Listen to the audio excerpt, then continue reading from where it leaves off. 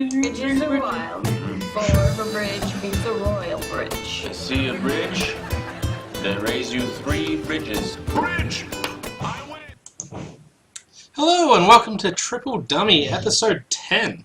Can't believe we already got to 10 of them. This is the Bridge podcast where we talk all things bridge. I'm Peter Hollands, and with me we've got Elena Moskowski and Nick Jacob. We've got the band back together finally. It's our time. The reunion tour. Yeah. Talking about bands, how was the concert last night? Oh, it actually wasn't a concert. It was a, what was it? What did we go to? We went to a play. Kind of a play. It was like a 3-person humour. It was really good. So well, yeah. All right. Okay. I'll explain the premise. So there was this New Zealand TV show called Hudson and Halls. Yep. Which was on in the 80s, and it featured 2 gay guys presenting their cooking on TV, and it's outrageous. And this was not those 2 guys, but 2 guys and their floor manager doing an homage to it. It was very good, very funny. So, lots of fondling of giblets and that sort of stuff. Fondling of what now? Turkey giblets. Giblets. Yeah. I don't even know what that's a metaphor for. I don't know either. It's so deep. Yeah. So it's good. If you happen to be in Auckland, I'd recommend going to see it. Awesome. Alright, so today we're going to talk about a few of the trending topics that were on the Bridge Winners website. One on ethics training and one that I posted on improving vugraph. Talk about some of the results that have recently happened, such as the American National over in Denver at the moment. A bit about the New Zealand trials, and also a Victorian event, the main Victorian event called the Pennant. And then we'll talk a bit about tips on sort of when to preempt and whatnot. Anyway, we'll get into it and start talking about ethics training. So what I mean here is if you got someone new that comes to the club, things like that, sometimes they don't do things quite the right way, and you want to sort of like get them doing the right things, but you also don't want to scare them off. Now, currently I reckon most people, well, some people have a really unpleasant time when someone just goes, you can't do that, you can't do that, you have to do all this sort of stuff, and tries to train them properly. What are your thoughts, Nick, on how you should get people to be playing ethically and things like that? It is very challenging, and part of it relies on knowing what the person wants out of the game. Are they going to be competing in tournaments regularly? Are they just playing socially at the club? Are they a young player with, potential to go on to do state or national representation? I think all these questions give different answers. Not only that, you also get people who should know better, who have represented various teams, who have played dozens of tournaments. So they might have been playing for 20 or 30 years, and they should know better than what they're doing. Yeah. So typically, if someone who I think is just a club player and isn't really, interested in doing much more than playing the game socially, I will almost always say nothing. Just kind of, and it's not ideal, but then again, it's not my position to police the ethics of the game. If it's a young player, I normally don't hammer them around the knuckles, but only if it's very bad. Sometimes you have to step in, but it's also important to. Well, it's also a bit of a tangent. As a young person, ex-youth player, it's hard to actually tell a younger youth player, listen, like, you can't do this sort of stuff. You can't, for one example of a couple of New Zealand youth representatives, you can't go on BBO and tell each other's hands and stuff. I know you're only playing goulash, but how do you say this to someone when, I don't know. When we're talking about ethics, I don't mean blatant cheating on BBO. Yeah. Maybe we should tell them, let's not just blatantly cheat and tell each other's hands. That's not cool. Yeah, but blatant cheating is. I mean, cheating. This is all going back to what is cheating and all that. But some people, when they sitting at the table, their cards are flying out everywhere. They're just kind of showing everyone their hands. There are a few approaches. You can just do your normal thing, look at your own hand. If you see something, you use it. That's fine. You can ask them to stop it because it's distracting you and you don't want to look, or you can look. And put it this way, I know quite a few people who look. And is that blatant cheating? I think it should be, but then again, I wouldn't be comfortable calling them out on it. Yeah. This is part of the problem that we have in trying to establish a strong ethical culture in bridge. So how I feel is that if you're going to bring something up, you have to do it in a very constructive way. It can't be because you've just had a bad result, or it can't be because you're completely disdainful of what they're doing. And I mean, you can completely grill someone who's been playing for 30 years about their terrible ethics, but they're probably not going to change, really. Let's face it. I mean, there are people at every level of the game who you will not get to change, or whom you will be unable to change, and it's a big shame. But I think it's something that has to be done on a more kind of general level, I guess, with people. The best way to do it is to have people with good active ethics in positions where they can be role models for people. Yeah. So, I mean, that's my ideal solution, but I don't know how practical it is. What do you reckon, Al? Ooh, a number of things. First, the main thing that I've noticed when I'm explaining bridge to people who don't play bridge is that, so you say, it's a 4-player card game, and so it's a partnership game. So you play with your partner, you're playing against two people who are partnering each other. And then you say, okay, so there's the first part of the game where there's the bidding, and you and your partner try and just, get to the most optimum game or contract or whatever, depending on how you describe your hand to the other person. And they're like, oh, so can you come up with like secret methods to talk to your partner? And I'm like, well, no, because you have to divulge all of the information to the opponents. They're like, oh, so the opponents know everything that you know. And I'm like, yeah. So that being said, the fact that that's people's impression when they come to bridge. I mean, and let's face it, the overwhelming population of bridge players are people who are retired, want to keep their brain active, and are playing bridge because they don't like playing lawn bowls. Or they like doing both. Or they like doing both. Yeah. I'm not discriminant. Sure, whatever floats your boat. So, and that's their perception of it. Like they don't. It's their entire mind frame coming into the game is that you are supposed to try and use secret methods to get to the right spot, to use the right things. So they don't understand that everything is supposed to be completely divulged to the opponents. And it's that mind frame that stipulates a lot of the cheating in that aspect of bridge.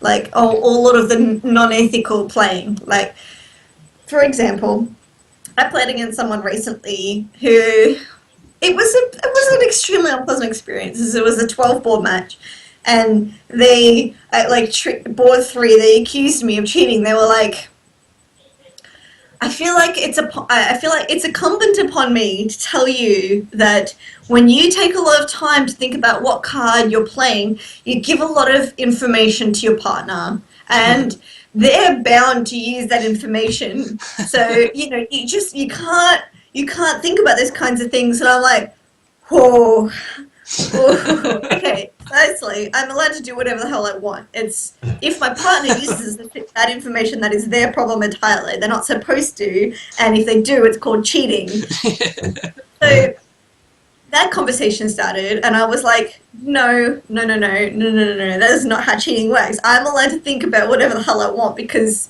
if I don't, then this is defeating the whole purpose of the game. Yeah. Anyway, so I'm like, no, actually, I'm allowed to do what I want, and if my partner uses the information, then that's cheating, but they're not supposed to. And they just kept arguing with me. And then they proceeded to cheat on every single board after that. Like, I honestly don't remember any of the scenarios, but they accused me and my partner of cheating, and then they just continued to cheat on every single hand. Like, it actually drove me insane. Oh. It's the best smoke So- screen. Really. Take the aggressive I know approach. exactly what you. Yeah. Oof. So I know exactly what you mean, Pete, about how do you teach these people that what they're doing is cheating? You know, how do you portray to them they're not allowed to do that?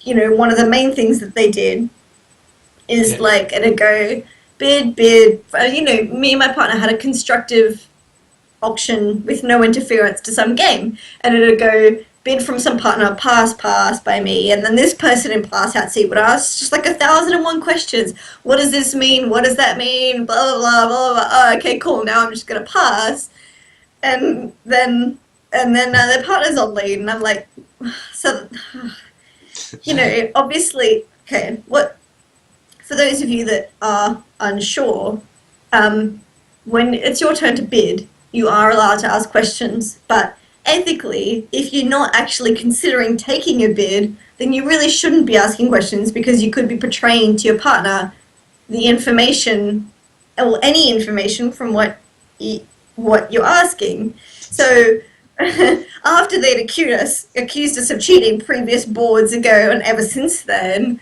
my partner was like, well, actually, you're not supposed to be asking questions if you're not going to take a bid.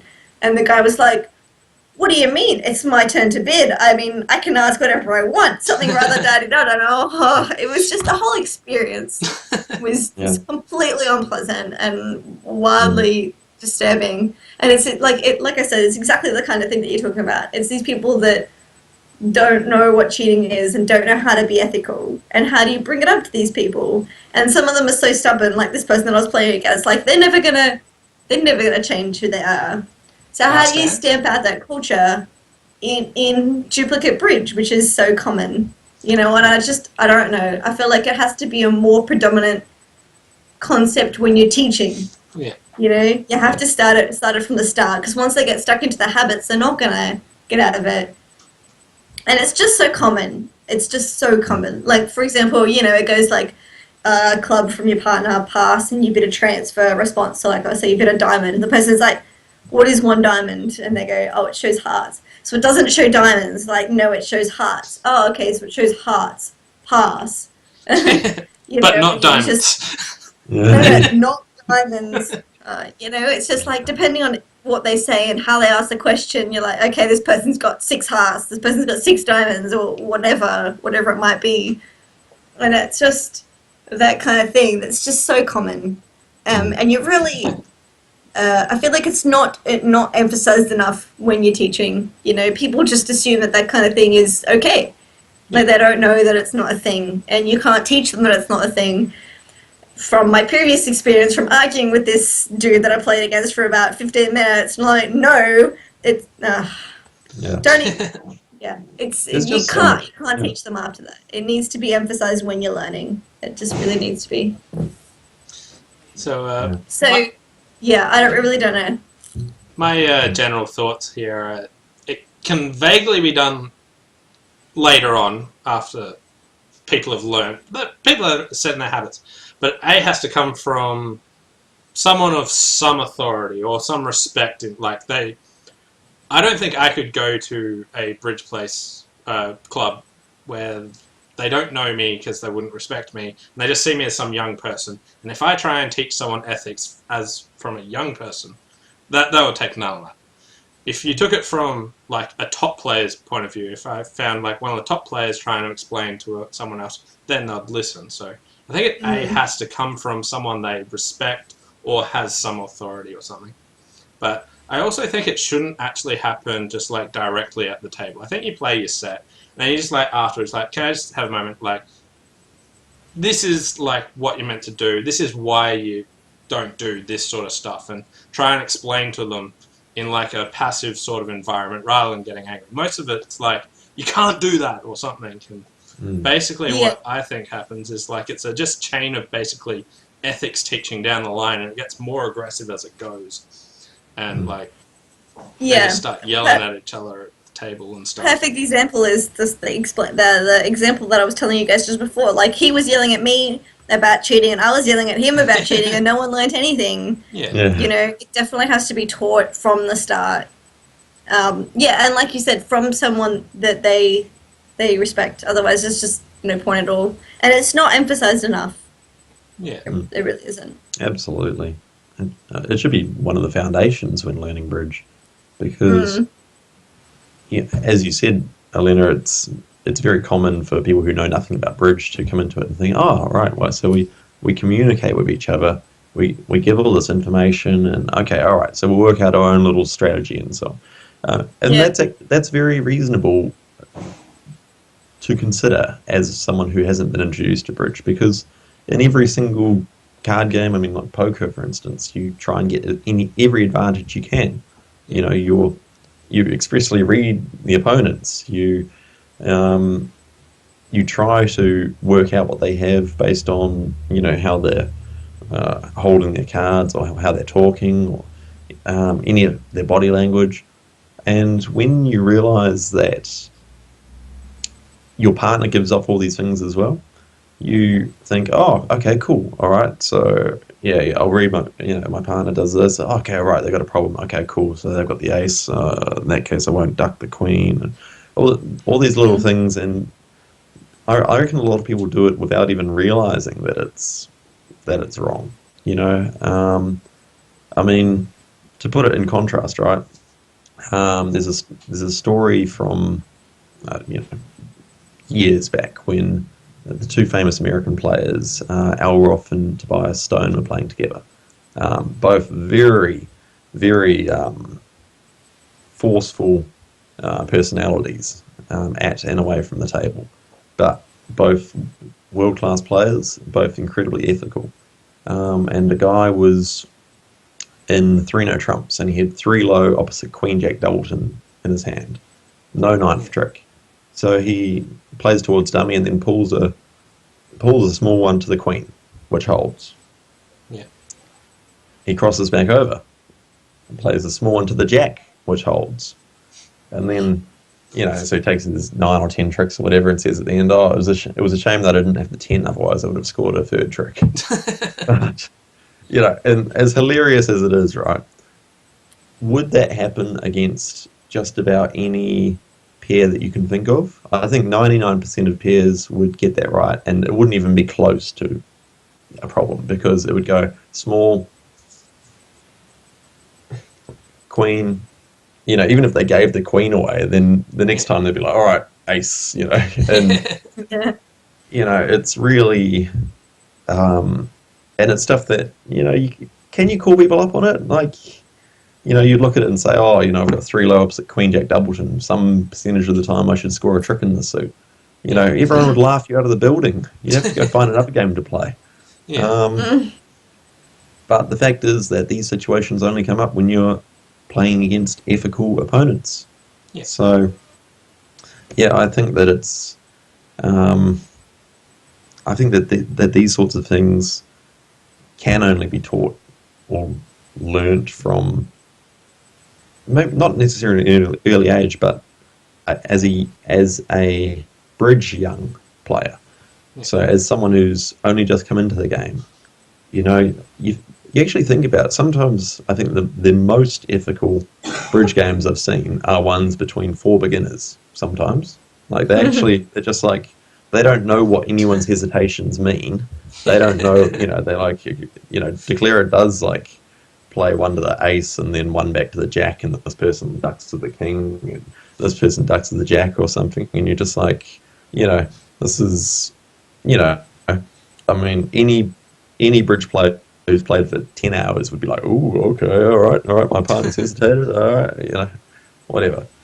The point is, you got to start early, and this is all bridge teachers teaching at any level of the game. You have to start.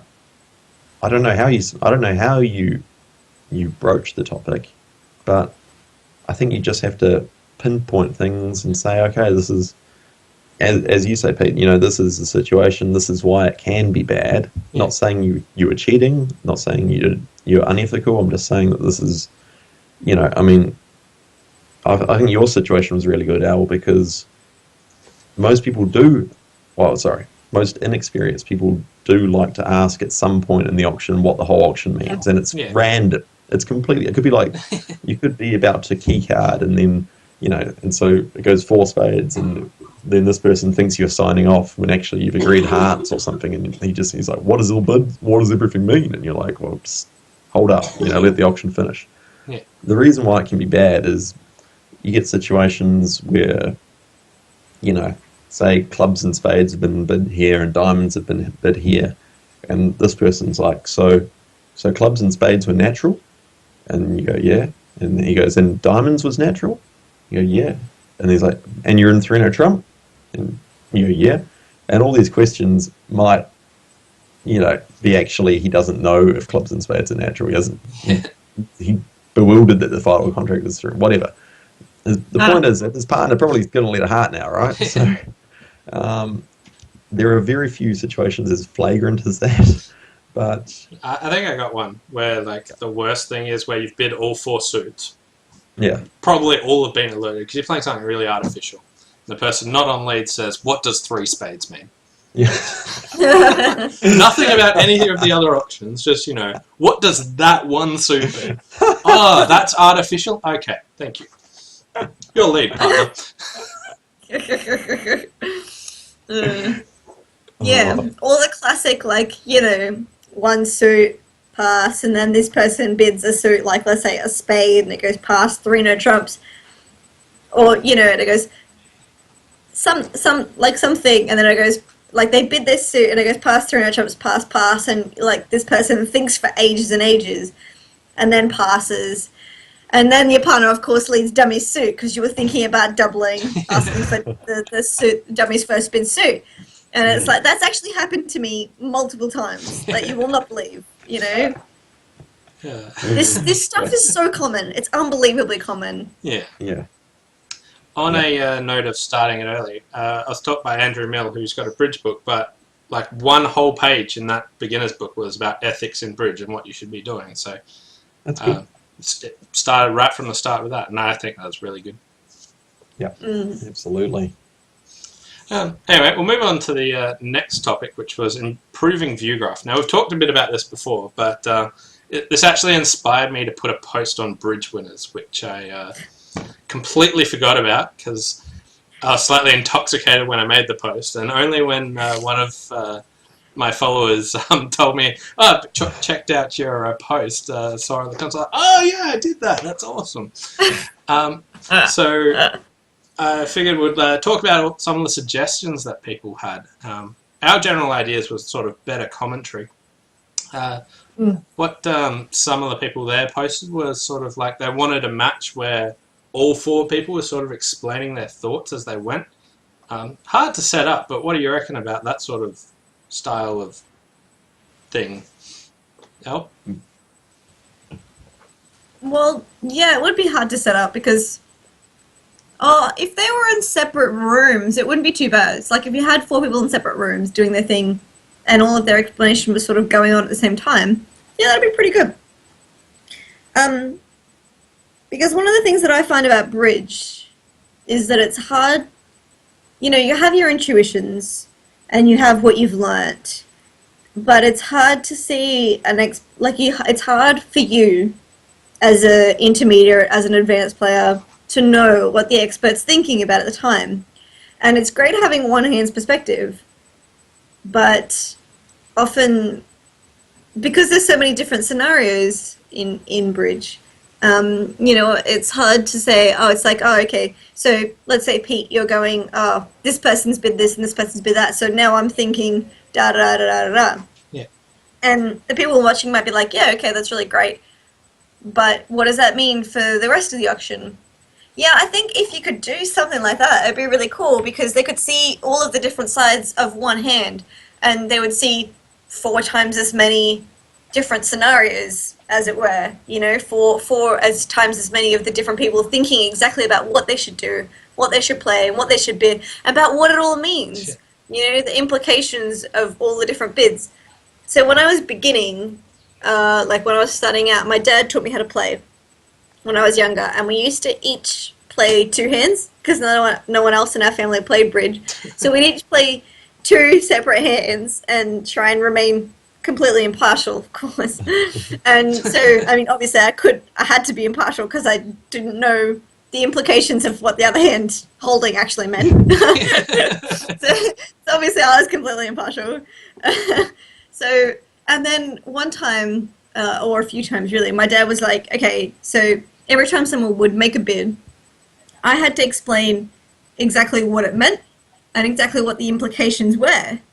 So I'd be like, okay, it means he's got 5 spades, he's got 12 points. And he was like, yes, and I'd be like, he doesn't have this, he doesn't have, you know, he doesn't have a 15 to 17 balance, he doesn't have blah, blah, blah, whatever.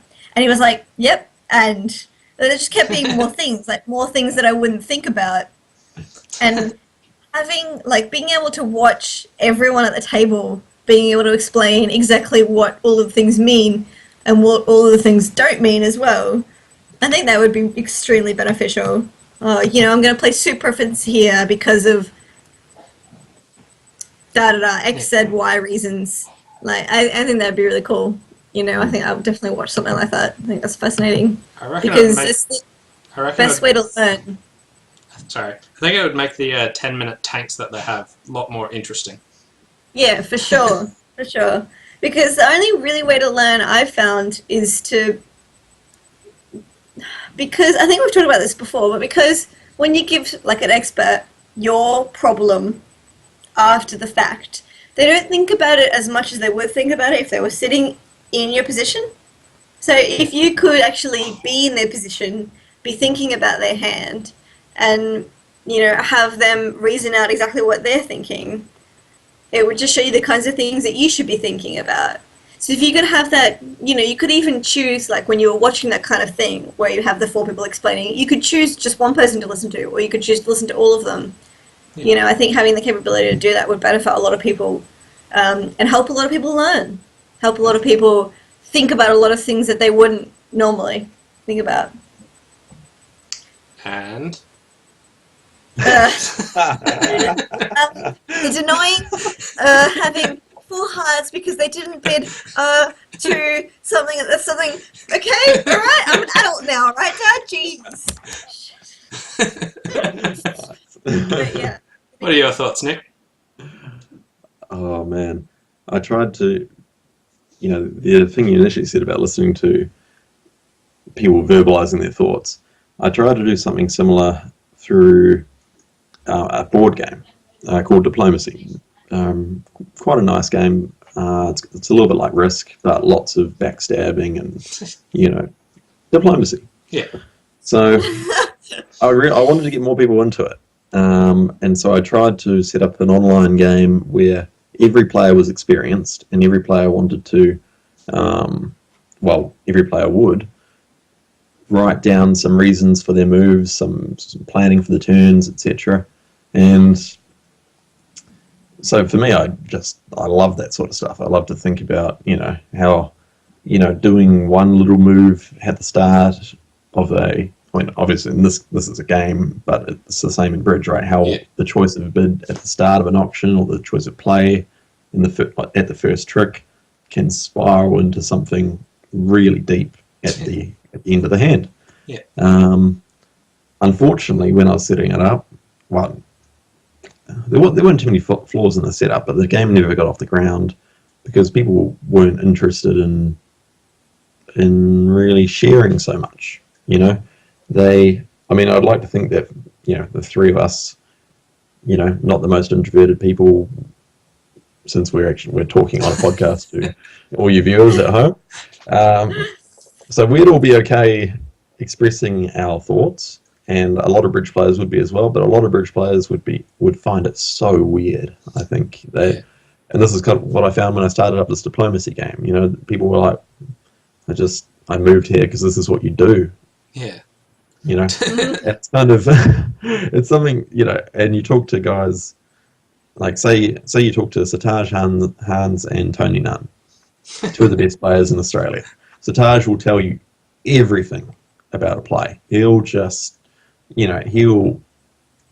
present the most beautiful, sumptuous meal of analysis, and you'll think that's great. Tony will go, you just do this. I played the odds. And you're like, all right, sweet. Thanks, Trev. And, you know, it's, you know, two completely different approaches, both incredibly successful. But a lot of people, you know, would fall into Tony's camp. Yeah. One thing I think that wouldn't rely so much on the extroversion of the player would be more barometer pairs events in particular, because you play the same 3 boards, same 4 boards, same 2 boards, however many boards. You play the same boards at the same time. Yeah. Imagine you could set up all the stuff on vugraph and just watch the same hand from the same seat. You don't see the whole hand at each table. You just see south cards, south cards, south cards, south cards. Yeah. And well, I was about to mention all the people you could name, but all the ones that came to my head were the cheating guys. So maybe you'd have Zia and Hammond and Brink and Driver and all these other guys sitting down there, and you're like, all right, sweet. I'm going to watch, even if it's only like 2 or 3 people, play this one hand, see what different approaches they take, see how their technique unfolds, see when they pause to think, what they think, and you can sort of work out what they're thinking about as a result. Yeah. So I think that would be really cool, and much more valuable than looking at one hand by itself when you don't know, when it's not part of a whole package sort of thing, and certainly better than watching one full deal, I think, which is just, it's not that informative for people trying to learn, unless you've got commentators. But, I feel for the most part, on the fly commentary is more for entertainment rather than for teaching. Yeah. That's, I think that'd be good. That being said, another comment on that Bridge Winners post was from commentators saying that they should aim not so much at the elite level, but more for sort of teaching purposes, broaden the spectrum that people are going for and things like that. And try and aim your questions not as high, because talking about this double squeeze or esoteric stuff is going to only be helpful to a very small amount of people watching. Whereas if you explain the very fundamentals of why they're doing what they're doing and other features like that, it's possibly more useful. Yeah, it is tricky as well. I think it's I don't really like that approach because it tends to be an excuse for poor commentary. I got into an argument with another commentator, obviously much more experienced than me. I very rarely commentate, but it was from the Australian juniors in Italy, Croatia, sorry. And there was this auction which went a club, one spade, or one heart transfer to spades. Anyway, effectively a club, a spade, 2 clubs, 2 hearts. Yeah. By this Italian pair. And we'd already seen this auction before. This was a 64 board match, or however long, so quite a serious occasion. And I said, all right, these guys have had this auction before. They play 1 club, 2 hearts is showing 5 or more spades, 4 or more hearts, and a weak hand. Therefore, 2 hearts shows about at least 9 or more high cut points. Yeah. So at least invitational. And this guy, one of the old dudes who comments all the time, got stuck into me hugely because he said, I can't comment like that because most people don't play that. So what use is it to the intermediate player. And I said, well, possibly the intermediate player would actually like to know what the bid means so that they can draw some inferences in the hand. I mean, it's all very well saying, most people play a club to... you can take it a step further, right? Imagine a club, a heart transfer to spades, 2 clubs, 2 hearts. Well, actually, I'm sorry, this is a very strange option because normally most people play a club, a heart, 2 clubs, 2 hearts, shows 6 hearts, and just wants to play in 2 hearts. What value is there in that? I mean, you explain what the bid shows, and you don't fall back on some lame excuse like, oh well, how about those intermediate players? Actually, just comment. Yeah. So I think it's much more valuable, rather than. And I know it glosses over a lot of the bidding, but just explain what the bids mean, and then what inferences can be drawn from that, and try and look at why people chose an action or what action they might choose. And, if it's a highly systemic auction, you won't know that they'll bid 3 diamonds as a retransfer to hearts, to show second round control, or who cares.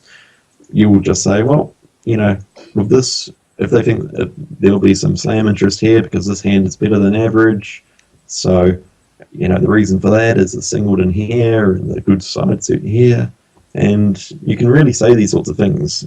But from my experience, targeting the commentary at an intermediate player is a cop out and only results in mediocre commentary. You say that's mainly for explaining the bidding. I think it's worthwhile explaining what the bids mean are regardless, so I think that has to be done. But you might also say, so this is what the auction means: club, a heart transfer, 2 clubs, 2 hearts, 9+, blah, blah, blah, blah, blah. A standard equivalent of this would be 1 club, 1 spade, 2 clubs, 2 hearts. Now, this might not mean the exact same reasons for this stuff. And that might be like an approach you could actually do, which I don't think is a cop-out, but is actually productive and would reach a wider audience by doing that sort of stuff. Yeah, possibly. It's it also kind of depends on how much time you have and how much you want to, what you want to express and how much you want to express. Yeah. I think that I think that commentary is normally pretty boring, and I think one of the reasons is because people try to make it too streamlined. Has anyone actually asked these mysterious intermediate players, do you enjoy having these auctions made into something that may or may not be equivalent to what you normally play? Wouldn't you prefer to know, all right, are they, they're upgrading their hand here, they want to play in game, or they're bidding conservatively here, or this is how they're thinking. I don't know. For me, I see no value in trying to compare an auction to standard and then, saying, all right, what do you do here? Because this is a standard auction equivalent, but it's not really. So maybe you do this, but then, they bid 2 spades as a relay to 2 no trump. Forget it. I mean, it's like I'd much rather just talk about, okay, so they're angling for this contract. It might be hard to get there because your stopper is stiff king opposite 10-4. Let's see how they do it. And then if they don't do it, you say, okay, well, it looks like they didn't want to, yada, yada, yada, or they did want to do this. I just think simplify it. And by simplify it, just avoid it sometimes. But, who cares what the 4th round of this relay auction means? I don't care. It's not going to improve my game. It's not going to interest me in any way. Maybe that's just me. Feel free to call me out on it. Alright, on that note, we might move on to the next part. Talk a bit about results. There's been a few results since we've done the last podcast. I was going to talk about a bit about the American National that's come up. So there's a National over in Denver at the moment, which has various things. One of which is the Bays Senior Knockout, and the Meltzer team won that by some small margin. So that team comprised of Rose Meltzer, John Mullen, Steve Garner, Ron Smith, Dan Morse, and John Sutherland won by 5 imps. That only just happened recently. And then there was also the blue ribbon pairs. And this is really recent. Just 9 minutes ago, I saw a post saying Joe Grew and John Hurd won the blue ribbon pairs. I was looking through all this stuff for a while and saw that Owen Leon and Zach Breskel, a couple of youth players about our age, were leading it long way through until Joe Grew and John Hurd just won it. Just saw that then. Yeah, look at that. That's and Thomas Bassi and unfortunately I don't know his partner Frederick Volker. Obviously a very good player to get such a good result. They came second, and as you mentioned, Owen Leon and Zach Brescol got third. It's a pretty young group. It's yeah, that I think the average age of that is about 30. Yeah, yeah, it's not bad at all. That is a serious young average age for the top 3 to win a major American national. Yeah. Yeah, absolutely. Some other results that are coming up. You mentioned that there was some sort of New Zealand trial-ish stuff. How do the New Zealand trials work, and what's been happening there? Are you asking me? I was asking Nick, but I think he just dropped out. Yeah. Do you know much about it now? Ooh, not really. A vague amount. So while Nick's dropped out, like allow him to correct me when I'm wrong when he gets back in. But as far as I know, what happens is, oh Nick, you're back. Maybe. Okay. So what happens is okay, he is back. Good. Because I'm not so confident on the New Zealand trials, so I don't know. You'd be able to give more detail than I could anyway. So probably best if you. You there, Nick? No. Yeah, I suppose so. Hi, Yeah, no, I'm here. No, I'm gone. No, yeah, you're good. Somewhat. Alright, maybe we'll just wait for Nick and I'll see how it goes. So you applied to trial, and you need to play 100 8-point events, which is, so 8 points are the same as gold points in Australia. Yeah. So you need to pay, like a normal Congress weekend would be like 10 8 points if you win. So you need to pay 100 8 points. They're called, like, so if you play Congress, it's called a 10 8-point event. So you need to pay 100 8 points worth of events. So approximately 10 8 points is worth of events. Then you can trial for the New Zealand Open team. And then I think there's three different trial events. And so you have to play in these trial events, and you get assigned teammates. And what happens is so you play these 3 events. They take the top pair off the datums across these 3 events. They automatically take that pair into the team. And then the other 2 pairs get selected by a committee. So let's say... These events are not exclusively trial events. They're open to everyone.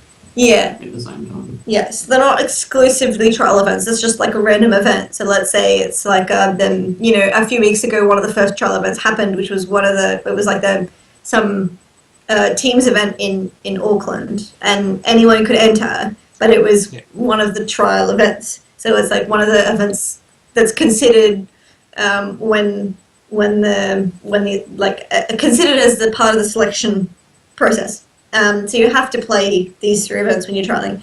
And so they, like I said, they take the top datums pair over the 3 events, and the other 2 pairs get selected after that.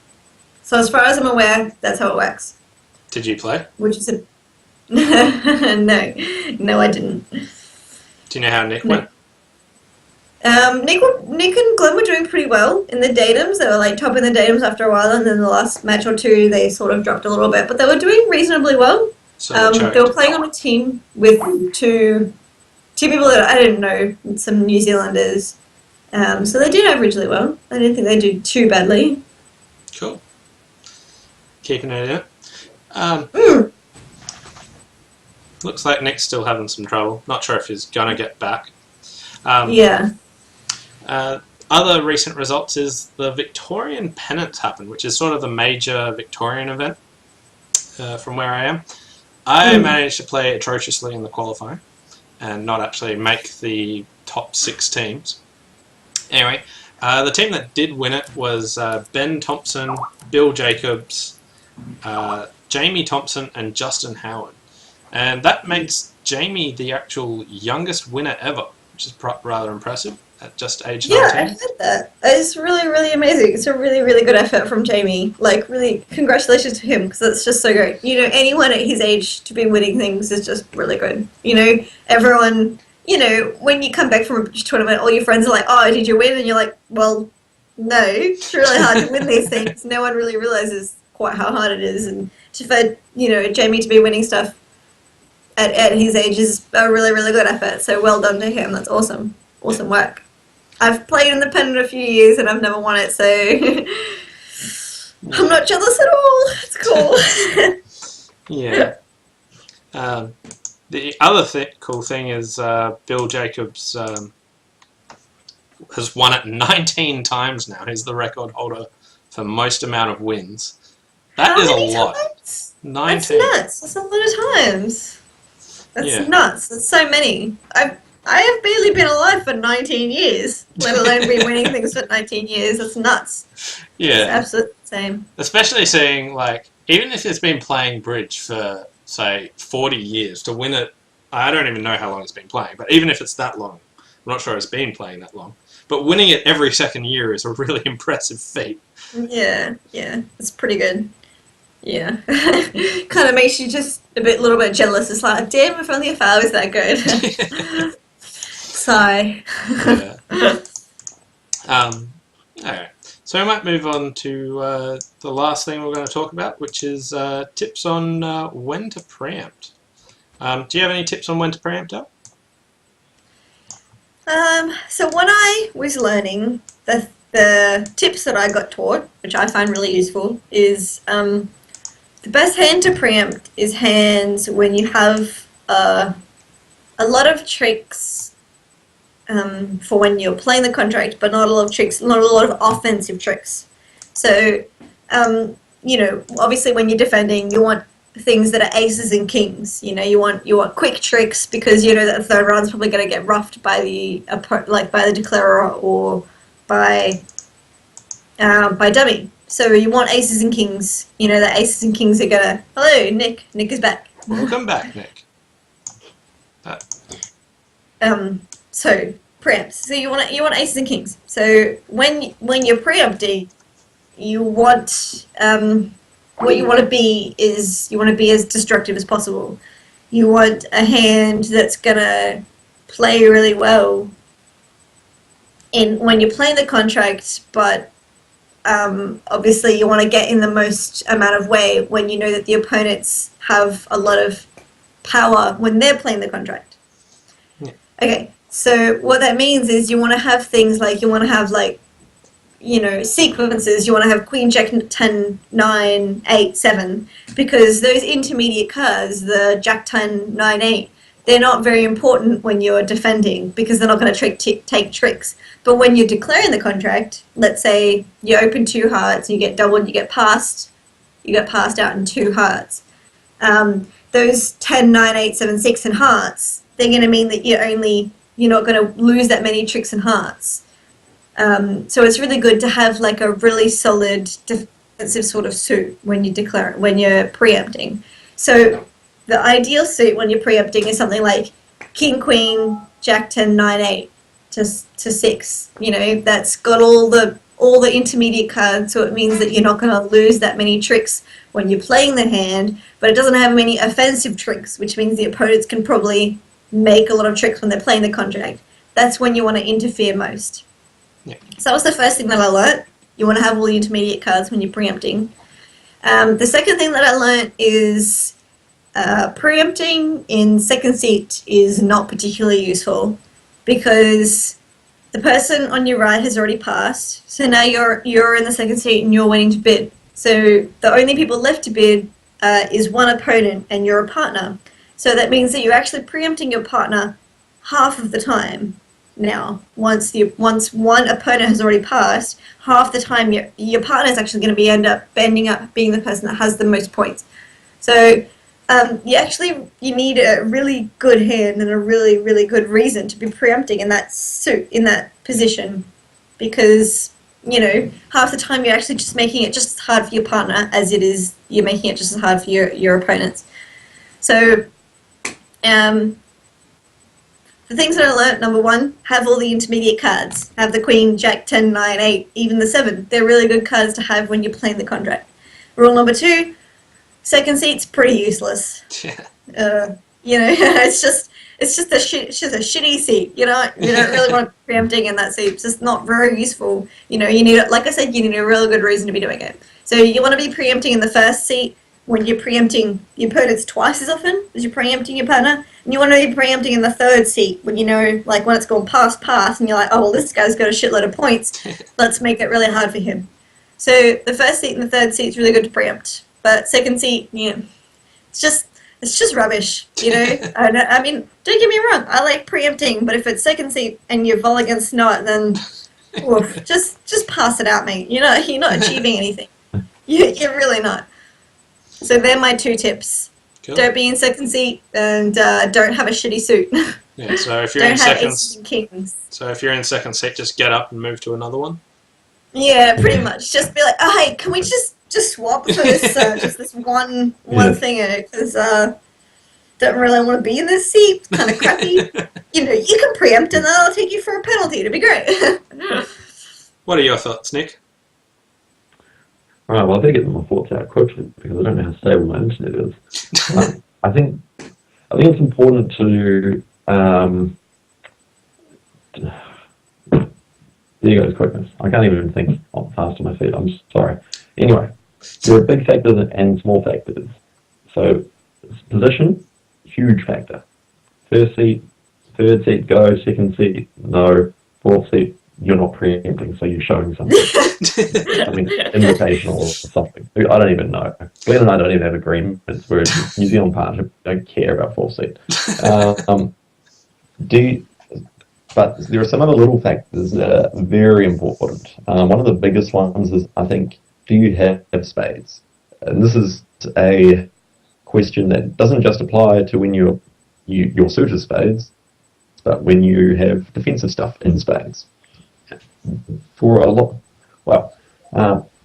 unfortunately, I don't have any link to where I got this from, but I know that some very smart guy did some analysis on actually, I think it was just how many game contracts can the opponents make, and he looked at all these situations in terms of, let's say we're opening 3 clubs, and we've got 6 or 7 card club suit. Does us having 3 spades or 2 spades or 1 spade affect their making game? The answer is yes, it does. If we have 3 spades and 7 clubs, partners are more likely to have spades, we're more likely to outgun them. Partners not more likely to have spades because we have spades. We're more likely to have a spade fit because we have 3 spades. Yeah. In which case, you would be, if you're right on the border, you would be more inclined to preempt if you had 3 hearts and 1 spade than if you had 3 spades and 1 heart. So this sort of stuff is kind of important because you might open 4 hearts on a hand like 1, 6, 5, 1, I suppose, with kind of a good heart, so not too much defense, etc. But if you've got a 6, 1, 5, 1, you might just open 3 spades because opening 4 spades gives them so few options. Most of the time, it opens 4 spades, it goes all pass, and you drift off 1 or 2, and they were going off in whatever they were going to bid. Or you open 4 spades, it goes double pass, and this guy doesn't want to bid at the 5 level, so he passes, and you go for 300 when you might have bought it. Well, when they might have played 3 and a trump going down, or 4 hearts going down, and this is from the point of view of someone who loves to preempt. I will love to put pressure on. But I will say that think about what your range is in your preempt. If you have, if you're on the cusp of that range, if you have extra spade length and defense that you might otherwise not have, don't do it. If you have spade shortage, do it. I think that's quite important. Another little factor is, do you have the ace in your suit? The ace in your suit is actually negative. You don't, I'm not saying you don't preempt with the ace in your suit. This is a tiny factor. These are the sorts of factors that you don't need to be thinking about all the time. But if you get dealt a hand that you just don't know what to do with, you just can't decide if it's a 4-level opening or a 3-level opening or a 1-level opening or a pass or something. These are the sorts of things you look at. You look at, am I likely to keep them out of a making major game? Or am I worried about them bidding a making major game? Will I have extra defense to defeat them? Is my hand going to be too good and might make Sereno trump because I've got the ace in my suit and partner's too low will actually get us 6 tricks opposite my ace queen 10 to 7 or something. All these little things add up, and it won't mean that you'll go right all the time, but it means that you're thinking about more factors than just, have I got a 7-card suit? What's the all right, do it. Yeah. Because it is a fine line. If you look at someone like Kit Woolsey, you read him on Bridge Winners, he's preempting all the time. He sticks it to them all the time, and he says, it's to make life hard on the opponents and stuff. But actually, he's still thinking about all these factors. He's not eliminating them because he preempts all the time. He's, his line of where do I not preempt is a lot further away than most of us, but it's still there. And these are the things that you're thinking about. So the other thing as well is it's not too hard to think about, not that it's not too hard, but most of the time if you get a 7-2-2, it's not too hard to know what to do. Most of the time you open the 3-level. Sometimes you very, very, very rarely you might open the 2-level if you're vulnerable or in second seed or whatever. But the harder ones are when you've got these fawny hands like 3-0, 6-4, or or even sometimes like a 4-0-2-7. And you need to be thinking on the fly. All right.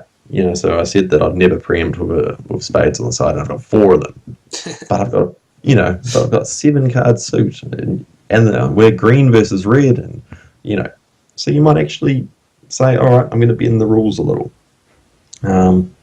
That's just a bridge bidding philosophy thing in general. Don't let yourself be governed too much by rules, as long as you're taking in a lot of factors into it, not just how am I feeling? Oh, am I tilted from the last board? All right, I'm just going to bid 4 spades. Like 5-1-1-6 or something, just as long as you're thinking about these factors, you're going to get better results. As long as you and your partner have worked out what are we going to open our preempts on in different positions. You mean based on tilt isn't a good judgment? Well, I've got a lot of good results playing on tilt, but I think I would have got better results by not being on tilt in the first place. So, to be fair, I heard some story recently. We were playing against this guy, this New Zealand dude, and he's a real dick. Like everyone knows, he's a massive wanker. And you're in some contracts, and they doubled you. And let's face it, you're Nick Jacobs, so you redouble because you love redoubling. And so you're playing in like 4 major redoubles, and at the end of the hand you go, oh, because you go 1 off, and you're like, oh, sorry, Glenn, I could have made that. And this guy, the real wanker, he's like, no, you couldn't have. And you're like, yeah, no, I could have. I'm real sorry. And he's like, no, you couldn't have. I'm like, yeah, I bet you $10,000 I could have made that hand. And you wound him up. You fucking wound this guy up, like, to no end. You were like, I bet you $10,000 I could have made this hand. And the guy was thinking about it for the next, like, 5 boards or something. So you just got, like, 1,000 good boards off him because you were on tilt and you made some ridiculous comment and you fucked this guy up. So, I mean, yeah, you've had some good boards on tilt. It's true. It's true. I couldn't actually have made it. He told me the next day, and I said, you were thinking about it all day. Thank you. And yeah, we had a great match in that match as well. You know, it was a dangerous match for us. I remember it because we were playing. It was me and Glenn playing with Vicky and Maddie B, and you know we were playing against this New Zealand trialist team, and it was the final round of qualifying in the New Zealand trial, whatever. And so I just roll the guy up, roll him up, and then we win by 60 imps or something. And I was like, good. We weren't just talking about ethics. Please don't call me out on that.